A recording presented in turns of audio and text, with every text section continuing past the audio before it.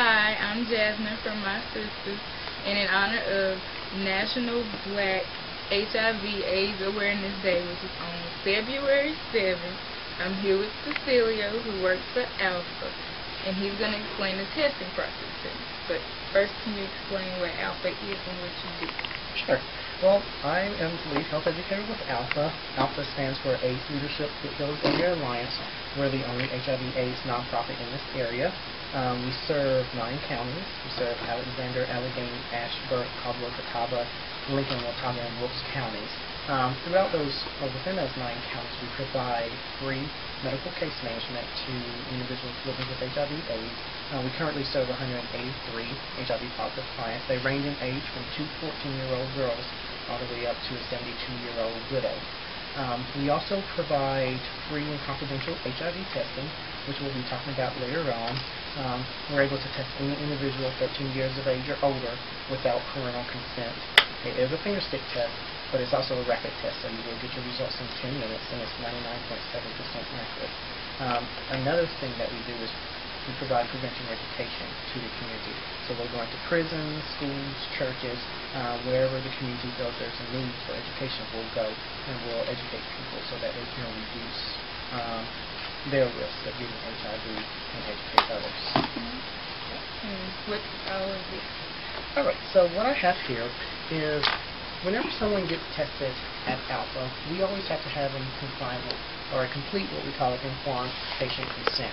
That document just states that, one, they're allowing us to perform the test, that we've answered any questions they have about the test, and it also gives them an opportunity to refuse to have the test performed, because North Carolina is what we call an opt-out state, and that's one of the requirements. We must notify any individual before we do an HIV test, the testing. And we have to get their permission. So even if it's your physician, they also have to have you complete an informed consent, but sometimes they combine it with other documents, so you may not necessarily know exactly what it is.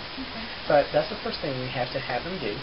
Alright, after that, we have to get some identifying information, and I'll go through the paper with you to kind of show you what information we need. So first we'll start with your last name. So what is your last name? Okay. Your first name? Jasmine. Okay. And your date of birth, starting with your month. 5, 6, and 9.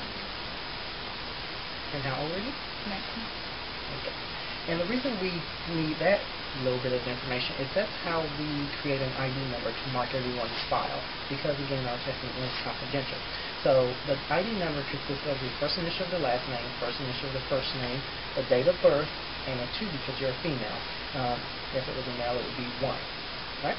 Good. So are you pregnant? No. Are you of Hispanic descent? No. What county do you reside in? Okay. Have you ever had an HIV test before? Do you remember the month and year? March. Okay. And have you ever been tested at Alpha before? No. Okay.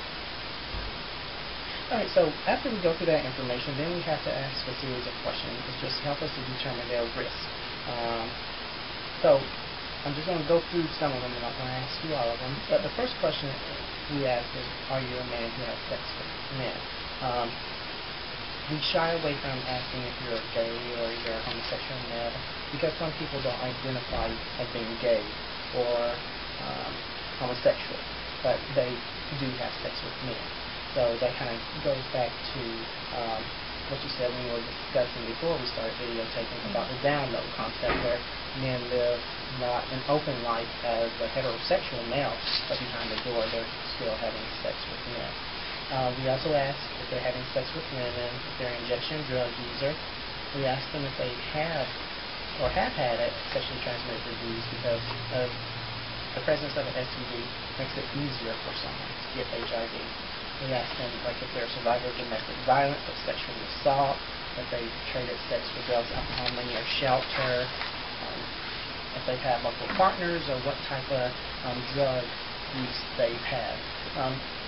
The reason, again, I said that we get that information is going to determine their risk, but also another part of the whole process is referring individuals to seek any additional care they may need or services they may need. So based on their risk, we can determine if we need to discuss condoms, the barriers, or provide them with free condoms.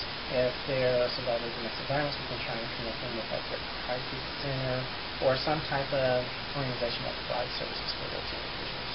And then after that, we have them read the informed consent, which I stated before just allows them to to agree to being tested or to either disagree. And it also lets them know what will happen in the event that the test comes back preliminary positive or if the test comes back negative. Right? So that's the paperwork. Then also here I have the Urigo HIV antibody test. This is the test that we use. Alright? So again, it's a finger stick test. So what we would have done is we would have stick the person's finger and got a little blood and put it into the sample area. Alright? We'll put a few drops of a wash solution. Then what will happen over a period of 10 minutes will be drawn up into this white window, and then a red line will form next to control. That line just tells us that this is working properly. What we're really looking for is to see if the line comes up next to test. If the line does, that tells us the test is preliminary positive. If the line doesn't, then the test is negative. Okay? So the easiest way people remember it is one line means negative, two lines means positive. Okay? And I know that some people may wonder why we always say preliminary positive. And that's because whenever we get a positive with a rapid test, we always do another test with a different type of test called the Western blot. And we call that the confirmatory test. So every positive will always be confirmed with another test. So that's why we always call the first one preliminary positive. Alright? Did you have any questions? Alright.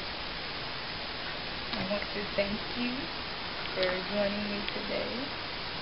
And everybody should go get tested. Black people, all people but black people, February 7th, National Black HIV/AIDS Awareness